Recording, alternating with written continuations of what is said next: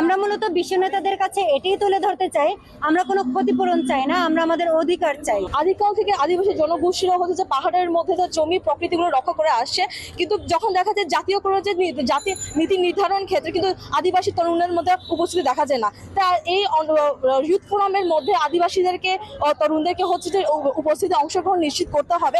আর আমরা যদি এনডিসিসির কথা বলি, এই যে এনডিসিস এটা কিন্তু জাতীয় লক্ষ্য নয়, এটা হচ্ছে বাস্তবে মাঠ পর্যায়ে হচ্ছে বাস্তবায়ন করতে হবে।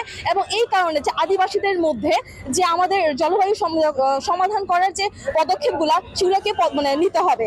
আমরা বিশ্বের যে বড় বড় নেতারা আছে তাদেরকে জানাতে চাই, পৃথিবীর বড় বড় ধনী দেশগুলো যেভাবে জলবায়ু পরিবেশের উপর অত্যাচার শুরু করেছে, যেভাবে শিল্প বিপ্লবের পর থেকে যেভাবে কার্বন ডাই অক্সাইডের পরিমাণ বৃদ্ধি পাচ্ছে, বাতাসের যে জলীয় বাষ্পের পরিমাণ বৃদ্ধি পাচ্ছে, বায়ুমণ্ডলের স্তর দিন দিন ভারী হচ্ছে। এ কারণে আমাদের মতো যে বাংলাদেশের মতো যে দেশগুলো আছে, উপকূলবর্তী যে দেশগুলো আছে, তারা প্রতিনিয়ত জলবায়ুর যে হুমকি সেগুলো সম্মুখীন হচ্ছে।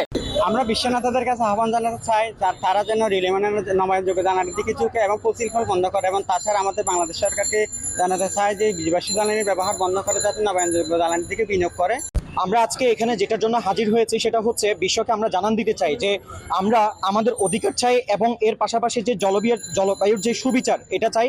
এবং আরেকটা বিষয় হচ্ছে, আমি একটা রিপোর্ট পড়েছিলাম যেখানে দেখছি যে বাংলাদেশের প্রতি বছর সারা ওয়ার্ল্ডে যে প্রতি বছর যেটা দেখতে পাচ্ছে সমুদ্রের পানির উচ্চতা প্রায় 2 সেন্টিমিটার করে বৃদ্ধি পাচ্ছে। তাহলে এটা যদি এভাবে বাড়তে থাকে একটা পর্যায়ে দেখা যাবে যে আমরা আমাদের যে ভবিষ্যৎ যে প্রজন্ম তাদেরকে একটা সুষ্ঠু পরিবেশ দিয়ে যেতে পারবো না। এই ক্লাইমেট জাস্টিসের জন্য যদি আপনারা মনে করে থাকেন যদি আমাদের বড় বড় পদক্ষেপ নিতে হবে অথবা বড় বড় মানুষ লাগতে হবে, তাহলে আমি আপনাদের ছোট একটা ভুল ধারণা ভেঙে দিই।